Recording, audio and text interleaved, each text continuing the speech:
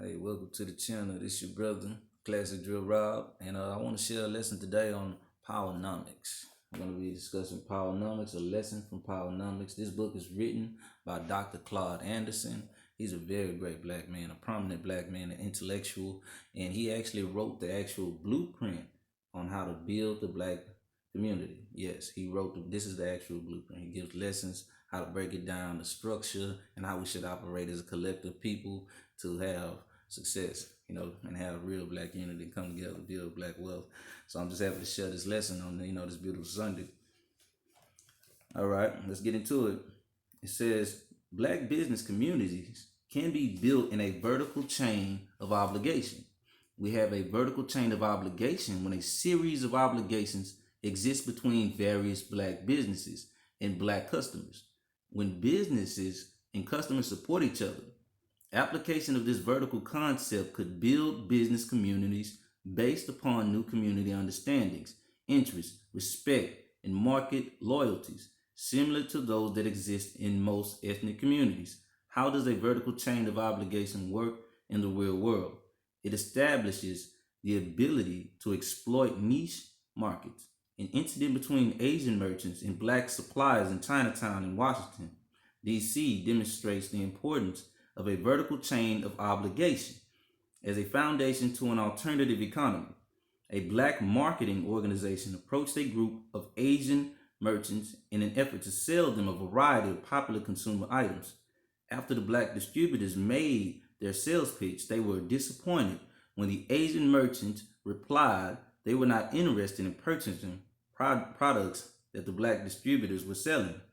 Determined not to give up on the Asian merchants and convinced that contiguous boundaries between the Asian and black communities made them quasi-members of the same community, the black distributors offered a 25% discount from the price that the Asian merchants were paying for the same items.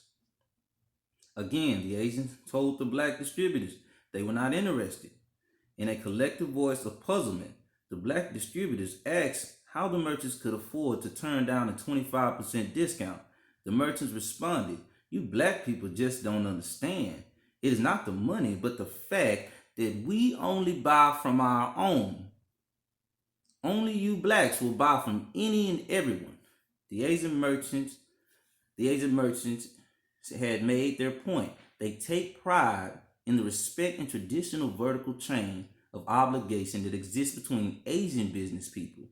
We must now recapture the good aspects of traditional business communities as they existed 3/4 of a century ago and continue to exist in many places today.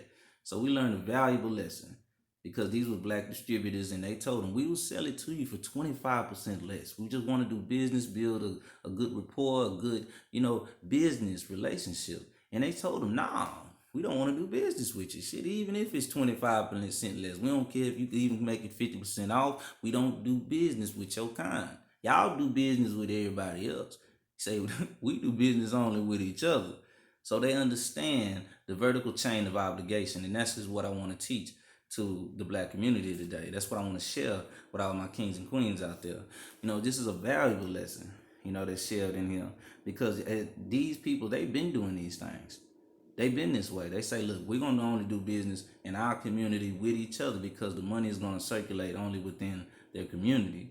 They're enriching their own community. And the same thing for us. There should be a sense of obligation. So my question, how strong is your obligation, to the black community? We drive past so many little African stores, thrift stores that are black owned. It may not have the best quality items, the best quality things, but hey, as long as you can go in there, just spend a few dollars, you support your people. Go in there and spend some money with your people, and feel confident, feel good that you're supporting your people. It should be an obligation now. So we have to build more trust, love, and loyalty for each other and have a sense of obligation to do business. It is your duty. I feel as a black man that I'm my brother's keeper.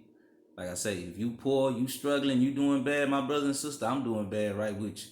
But when you're rich, you're wealthy, you're successful, you're doing good, hey, I'm right there with you.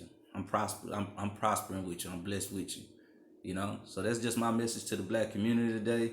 Hey, let's build a vertical chain of obligation within the business communities, within black communities. Let's look out for each other, and like, let's stop passing up these little black-owned stores. We got to build that type of business relationship, have more love and more unity with each other. But that's a lesson from Powernomics by Dr. Clyde Anderson, and I wish for all my people to be blessed.